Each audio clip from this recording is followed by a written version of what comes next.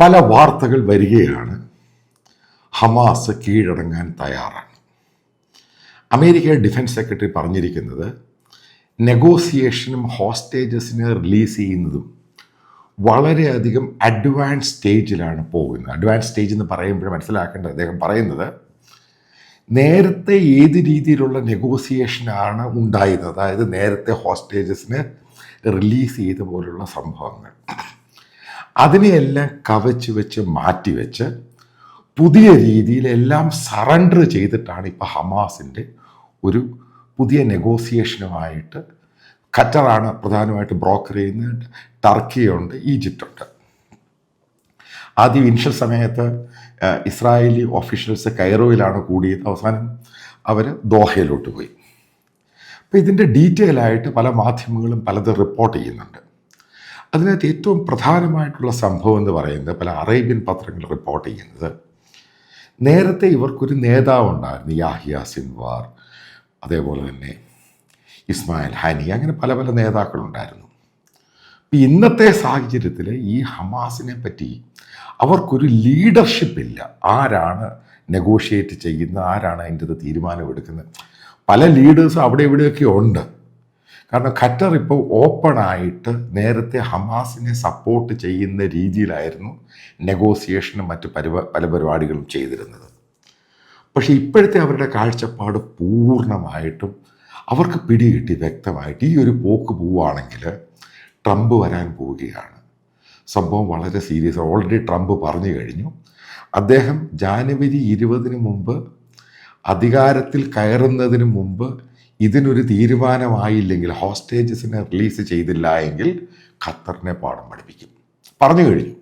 അപ്പോൾ ഖത്തർ തന്നെയാണ് ഏറ്റവും കൂടുതൽ ഇനിഷ്യേറ്റ് ചെയ്ത് ഈ സംഭവം ഹോസ്റ്റേജസിനെ എങ്ങനെയെങ്കിലും റിലീസ് ചെയ്യണം. നിങ്ങൾക്കറിയാവുന്ന വസ്തുതയാണ്, ബെഞ്ചമിൻ നെതന്യാഹു 5 മില്യനാണ് ഒരു ഹോസ്റ്റേജസിന് കൊടുക്കാമെന്ന് പറയുന്നത്. ഇപ്പോൾ ഖത്തർ അത് മാറ്റിയിട്ട് ഖത്തറിൻ്റെ പോക്കറ്റിൽ നിന്നും അവർ പറയുന്നത് ഇപ്പോൾ 10 മുതൽ 15 മില്യൺ ഖത്തർ കൊടുക്കാൻ തയ്യാറാണ്. ഹോസ്റ്റേജസിനെ റിലീസ് ചെയ്തേ മതിയാവും, എന്ത് വില കൊടുത്തു.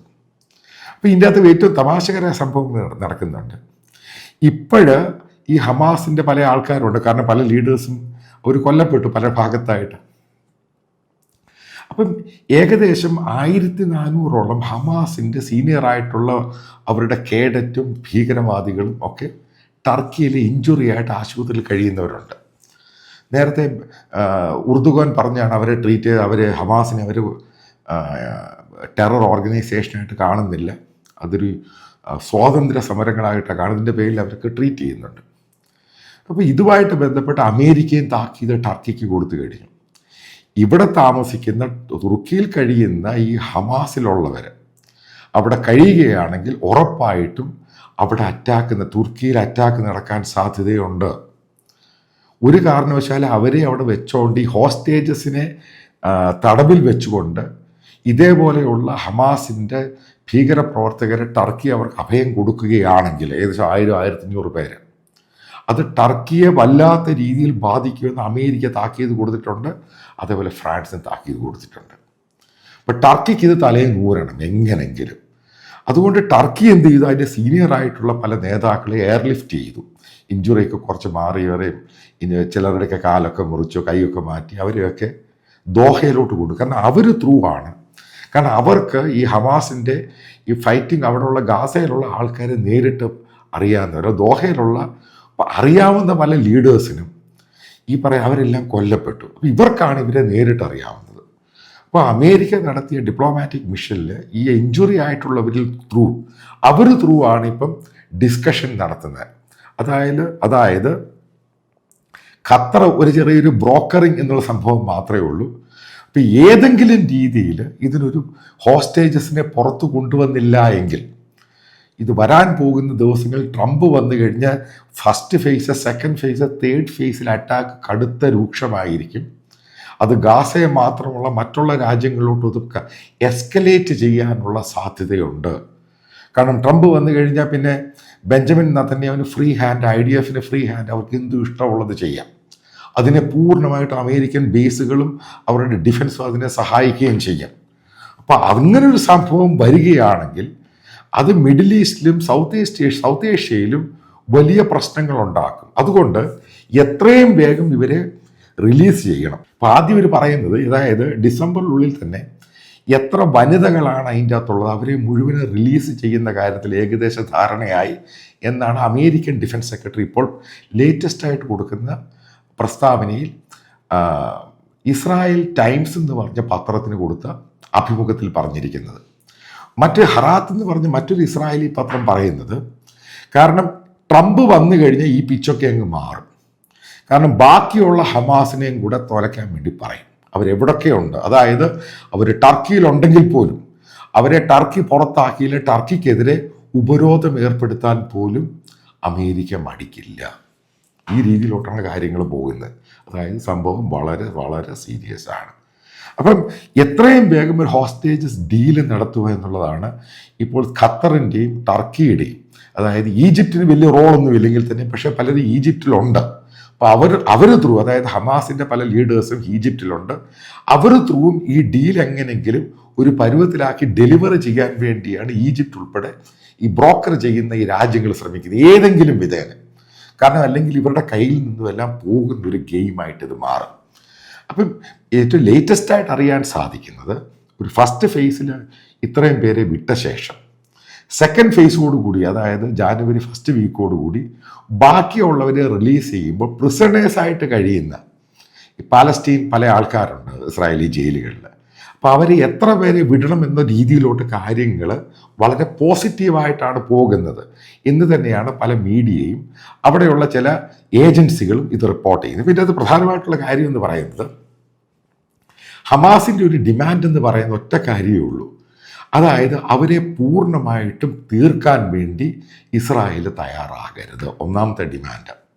രണ്ടാമത്തെ ഡിമാൻഡ് എന്ന് പറയുന്നത്, ഗ്രാജുവൽ പ്രോസസ്സായിട്ടായിരിക്കും ഇസ്രായേൽ ഈ ഗാസയിൽ നിന്നും പിന്മാറുന്നത്. അതായത് ഇപ്പോഴൊരു പോസ്, അതായത് ട്രൂസിന് വേണ്ടി ഒരു വെടിനിർത്തൽ ഉണ്ടായി, ആദ്യത്തെ ലോട്ട് കഴിഞ്ഞ് രണ്ടാമത്തെ ലോട്ടിനോട് ശേഷം മാത്രമേ ഇസ്രായേൽ ഭാഗികമായിട്ട് ഗാസയിൽ നിന്നും പിൻവാങ്ങുകയുള്ളൂ. അത് നേരത്തെ ബെഞ്ചമിൻ നെതന്യാഹു പറഞ്ഞു കഴിഞ്ഞു. അപ്പോൾ അതിനകത്തൊരു വിട്ടുവീഴ്ച ചിലപ്പോൾ ഉണ്ടാകാൻ സാധ്യതയുണ്ട്. ചിലപ്പോൾ ഈ രണ്ടാമത്തെ അതോടുകൂടി പൂർണ്ണമായിട്ട് ഹോസ്റ്റേജസിനെ റിലീസ് ചെയ്തതോടുകൂടി പൂർണ്ണമായിട്ടും ഗാസയിൽ നിന്നും ഇസ്രായേൽ പിന്മാറും. പക്ഷേ അതിനുള്ള സാധ്യത ഞാൻ തള്ളിക്കളയുകയാണ്. കാരണം ഓൾറെഡി ഗാസ പുനർനിർമ്മിക്കാനും അതിൻ്റെ അനക്സേഷൻ, അതായത് വെസ്റ്റ് ബാങ്ക് ഇസ്രായേലിൻ്റെ അനക്സേഷനായിട്ട് ഓൾറെഡി ഡിക്ലെയർ ചെയ്ത് ബജറ്റും കൊടുത്തു കഴിഞ്ഞ് അത് റീബിൽഡ് ചെയ്യാൻ. അപ്പോൾ ഇതിൻ്റെ ബഫർ സോണായിട്ട് ഒത്തിരി ഭാഗത്ത് കയറിപ്പോയിട്ടുണ്ട് ഇസ്രായേലി ഫോഴ്സ്. കാരണം ഈ നോർത്തേൺ ഇസ്രായേലിൽ ഈ സംഭവം ഉണ്ടായ സമയത്ത് അവിടെ ബഫർ സോൺ ഉണ്ടായിരുന്നുവെങ്കിൽ ഇങ്ങനൊരു സംഭവം ഉണ്ടാകില്ല എന്നുള്ള നിഗമനത്തിൽ ഒരു വലിയൊരു ബഫർ സോൺ ഇവർ പിടിച്ചു വെച്ചിട്ടുണ്ട്. കാരണം ഇത്രമാത്രം ദൂരെ ആയിരിക്കണം അതുമായിട്ട് ബന്ധപ്പെട്ട അതിൻ്റെ ബോർഡർ. ആ ഭാഗത്ത് നോ മാൻ ലാൻഡ് ആയിരിക്കും, ആരും അതിൻ്റെ അടുത്ത് കയറാൻ പാടില്ല.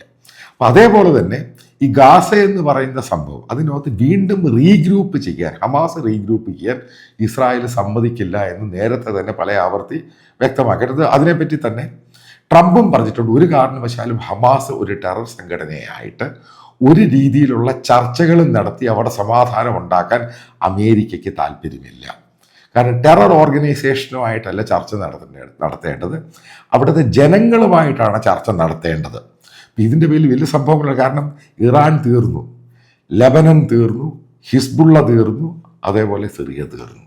ഇനി ഹമാസിന് ഒരു പിന്തുണ കൊടുക്കാനും എവിടുന്നും ആളുകളില്ല. Turkey മാത്രമുണ്ട്, Turkey ഭയന്നിരിക്കുകയാണ്. കാരണം ടർക്കിയുടെ ടെറൈൻ്റെ അത് ബ്ലാസ്റ്റുകൾ ഉണ്ടായിട്ട് ഉർദുവാനാകെ പേടിച്ചിരിക്കുകയാണ്. കാരണം കർഡിഷ് ഇഷ്യൂ, അതേപോലെ KKP എന്ന പാർട്ടിയുടെ, കർഡിഷ് വർക്കേഴ്സ് പാർട്ടിയുടെ ഇഷ്യൂ, ഇതൊക്കെ കൊണ്ട് അവിടെ പ്രശ്നം ഉണ്ടാക്കി ഇസ്രായേൽ അവിടെ കയറി. അതേപോലെ ചില ഇസ്രായേലി ചാരന്മാരെ അറസ്റ്റ് ചെയ്തു എന്ന് പറഞ്ഞ് ഉർദുവാൻ പറയുന്നുണ്ടെങ്കിൽ തന്നെ തിരിച്ച് റിട്ടാലിയേഷൻ വല്ലാത്ത രീതിയിൽ ഉണ്ടാകും. ട്രംപ് വന്നാൽ അത് ഉർദുവാന് പേടിയുമുണ്ട്.